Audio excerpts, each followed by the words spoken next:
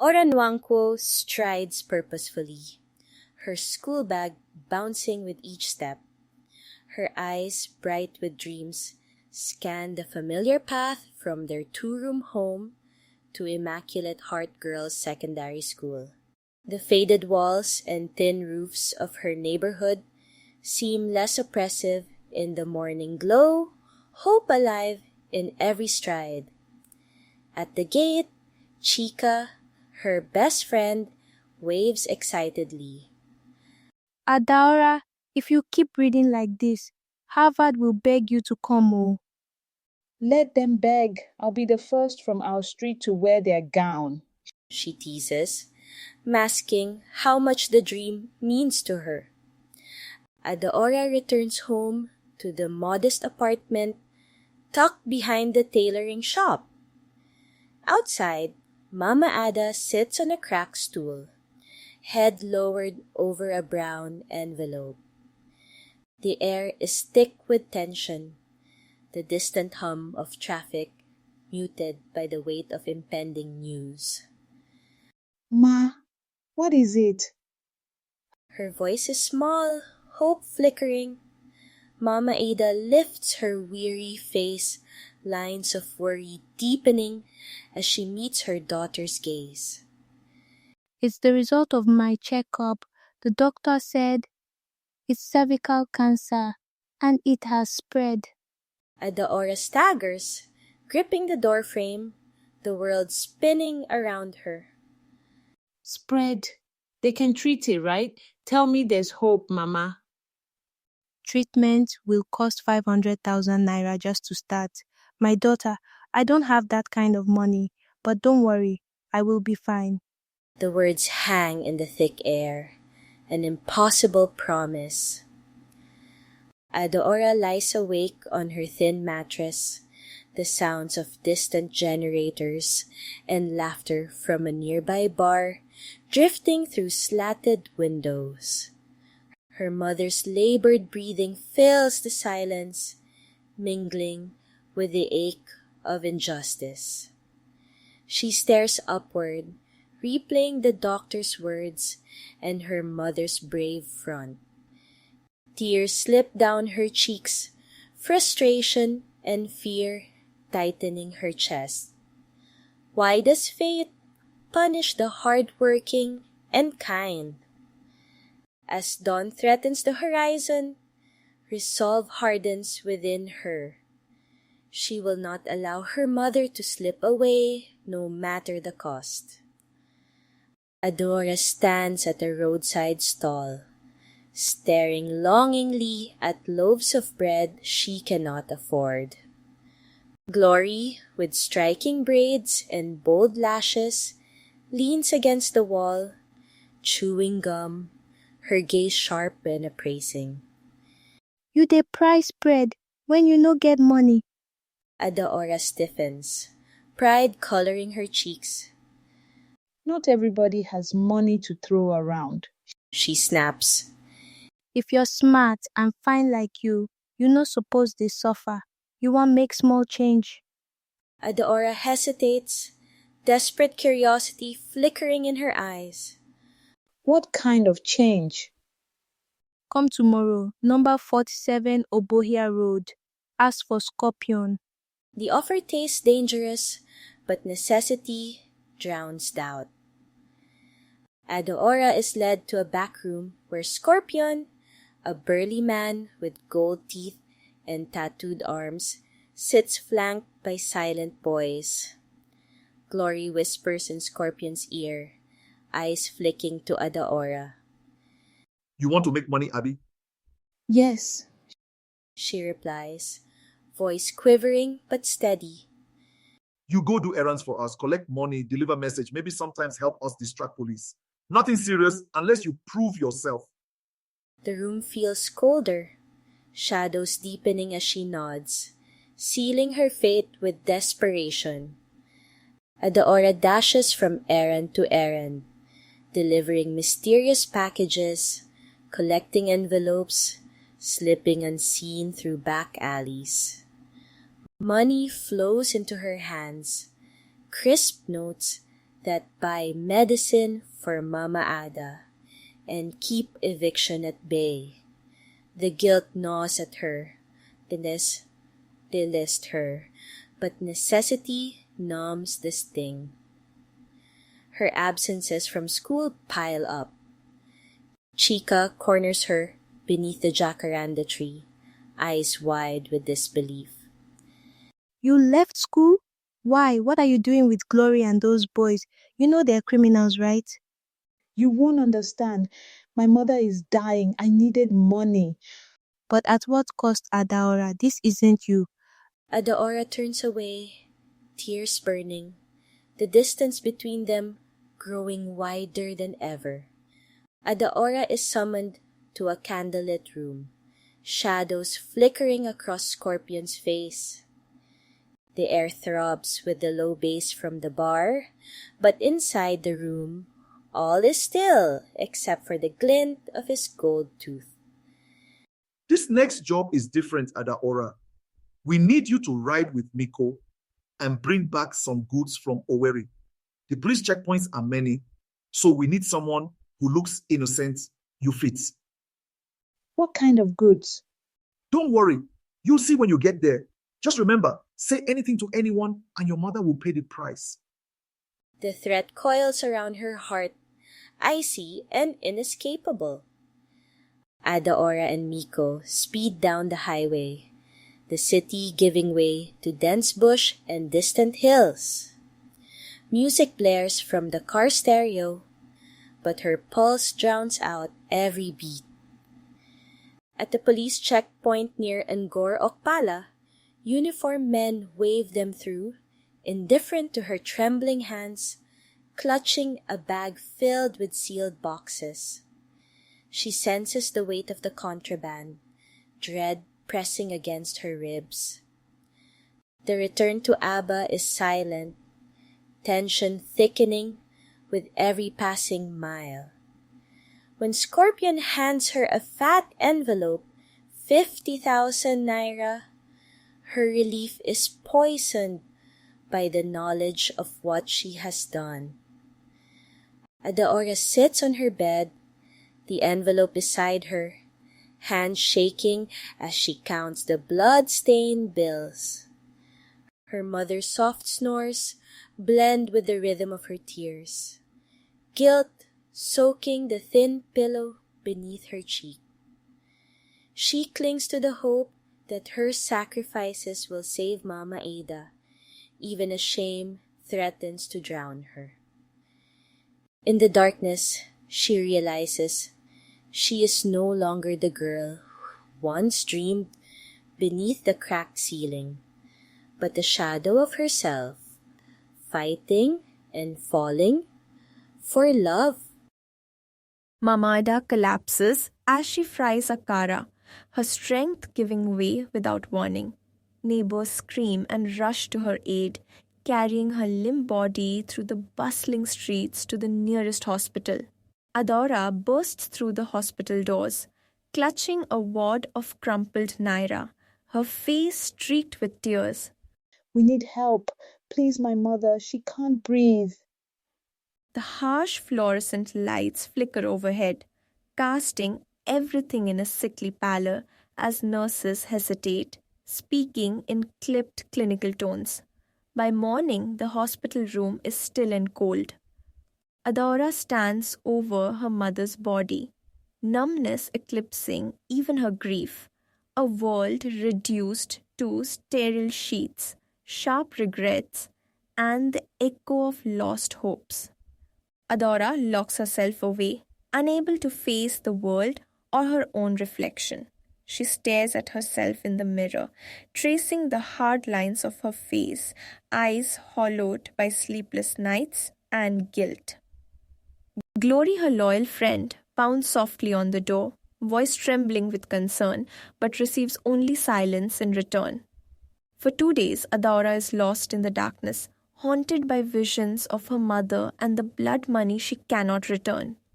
It is a raid, swift and merciless.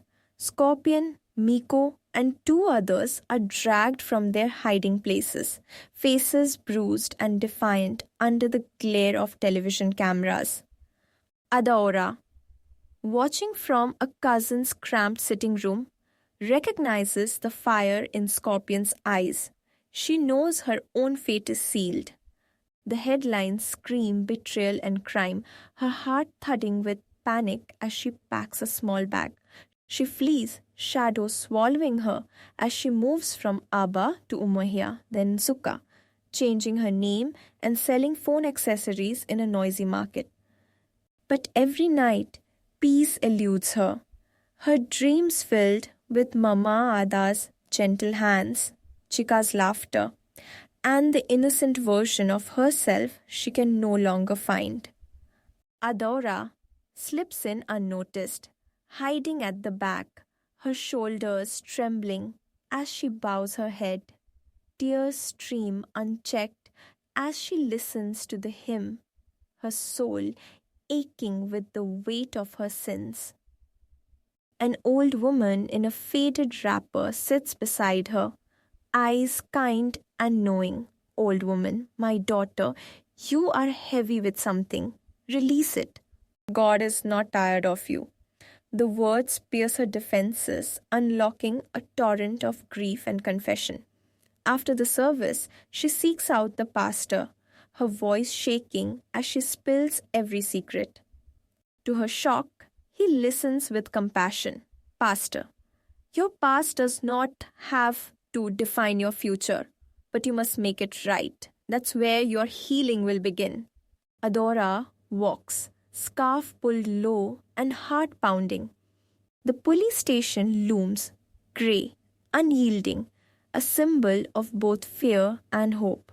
She steps inside, the air thick with suspicion and the metallic tang of bureaucracy. Officers eye her warily as she speaks, voice steady despite the trembling of her hands. My name is ADAORA Nwankwo. I was part of the Scorpion gang. I want to confess. The room falls silent, the weight of her words settling over the officers. One leans forward, skepticism in his eyes. Officer, you know this means prison, right? I know, but I want to do this for my mother. The gavel falls. 3 years in juvenile detention, a sentence laced with both punishment and possibility. ADAORA throws herself into her studies, her mind sharp and determined. She passes her exams with distinction, forms a reading club, and begins to speak to other girls about choices and redemption. One day, an NGO volunteer records her speech and posts it online. The world watches as her story spreads, a beacon for lost souls. ADAORA, now free and transformed, stands at the podium, her gaze unwavering. Chika, older and wiser, sits among the teachers, tears shimmering in her eyes. Your pain can either destroy you or define you. I lost my way trying to save someone I loved, but I became worse than the problem I was trying to solve. Don't let desperation trick you into thinking crime is the only answer. After the talk, Chika approaches, voice choked with emotion. You came back. I had to. ADAORA replies softly. I owe the girl I used to be. The crowd rises in applause as the light streams through the windows, illuminating the path of redemption she has chosen. ADAORA Nwankwo walked with deliberate grace through the bustling streets, her Ankara scarf catching the light and her expression resolved. Passers-by watched her with a mix of awe and whispered curiosity, memories of her past lingering but no longer defining her. The city was the same in many ways, yet she saw it now through the lens of purpose and transformation. ADAORA moved among them, offering encouragement and sharing a quiet word with each mentee. Don't wait for suffering to teach you what school can, she reminded them, her voice gentle but steely. The street won't pity you, but knowledge can protect you. The girls listened, some nodding with shy hope, others clinging to her every word as if gathering strength. Adaora, dressed in a modest navy blue gown, steps into the spotlight. My name is ADAORA Nwanko. She began, voice echoing with humility and conviction. Some of you may know me as a former gang member, but that's not who I am today. I'm a survivor, a learner, a warning, and a living testimony. Her gaze swept the hall, connecting with each listener. When I left school, I thought I was fighting for my mother, but what I did was throw myself into the fire. The gang was not family. Family doesn't hand you a bag of drugs or a pistol and say, go. Crime will not fix your problems, it will only multiply them. The applause was thunderous, some standing in admiration, the moment captured by journalists eager for her story. Adaora reads a message, slid under the door, the sharp scroll of a familiar threat. Bullet, Scorpion's former second in command. A menacing, resentful figure from Adaora's past, now seeking retribution for her betrayal. You think you're better than us now? You think you can act like say you holy? Watch your back. Adaora sits in the gloom, her hands trembling briefly before she steadies herself. Instead of retreating, she reaches for her phone, dialing the local police. Inspector, it's ADAORA. I think it's time we talk about those youth outreach patrols, she says, forging alliances and refusing to let fear dictate her future. The threats become background noise, proof that her work matters. Adaora stands at the podium, her heart pounding, but her voice unwavering. I don't just want scholarships, she declares, her words resonant and clear. I want safe houses for girls at risk, more counselors in schools, and for every girl to know her life is not disposable. Murmurs of agreement ripple through the audience. After her speech, the Minister of Youth and Sports Development approaches with an outstretched hand and a promise, government backing for pilot projects in Aba and Lagos. The future, once uncertain, now shimmers with genuine hope. Chika, Adaora's childhood friend and source of steadfast support, now a teacher inspiring the next generation. My dearest ADAORA, you have no idea how proud I am. I remember the girl who always had her head in a book and her heart in the clouds. Even when you fell, I never doubted you'd rise again. I'm teaching SS1 now. Every time one of my girls wants to give up, I tell them your story. I hope you don't mind. You've become more than my best friend. You've become a compass for others. With love, Chika. Adaora presses the letter to her chest, tears slipping silently down her cheeks, not from pain, but from hope. She understands then, in the hush of her room, that she has not just survived. She has become a beacon, a lesson, a light, a living path for others to follow. ADAORA sat at her desk, her eyes tracing faded photographs pinned to the wall, faces of girls who once stood where she had, fighting silent battles. Her reflection in the window grew sharper, illuminated by purpose rather than fear. Each evening, as dusk settled, she thought of the countless girls navigating shadows she herself had known too well. The first to arrive is Uzomaka, a slender 15-year-old whose hands tremble around a plastic bag, bruises visible on her neck. She hesitates in the doorway, eyes darting with mistrust. ADAORA approaches, kneeling to meet her gaze. You're safe now, and your life is not over. You're just getting started. But what if they come for me? What if I can't escape? We'll face it together. You're not alone anymore. ADAORA feels the crack of shattered glass as her driver's panic fills the cramped car. Rough hands drag her into the street, the world spinning with adrenaline and fear. Then the lead assailant peels away his mask, Bullet, eyes hard with old grudges. ADAORA, you dey shine now, Abi, media darling. Politicians, they clap for you, but you forget, say we still dey watch. If I was scared of you, I wouldn't be standing here. Sudden police sirens wail, blue and red lights splashing across the asphalt. Officers swarm in, chaos erupting as Bullet attempts to flee, only to be tackled and handcuffed, while his accomplices vanish into the night. ADAORA stands before the court, her voice unwavering as she faces Bullet across the aisle. The boys on the street are not born criminals, but they become soldiers for evil when the system forgets them. Still, there is no excuse for destroying lives. Justice must be served, but so must healing. The gavel falls. Bullet is sentenced to life in prison, justice echoing through the hall.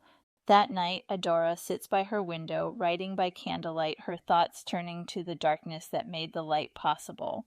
A crowd gathers for the first graduation, students in crisp uniforms, parents, teachers, and dignitaries. ADAORA stands at the podium, her scarf dancing in the breeze. You are the generation that will end this cycle.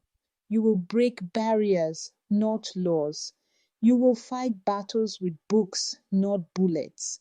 And when your success story is written, make sure it includes lifting others along the way.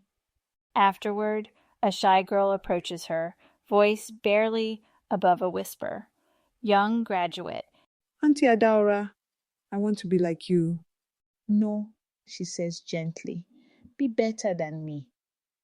ADAORA kneels by her mother's grave, laying fresh blossoms on the earth. The air is quiet, filled only with the rustle of leaves and distant crickets. I did it, Mama. I made the pain mean something. A gentle wind brushes her cheek like a silent blessing as she stands and turns toward the city lights. She remembers the frightened girl outside number 47 Obohia Road, the girl she used to be. Now she walks forward, carrying her scars as seeds, her past a torch that lights the path for others still searching for hope.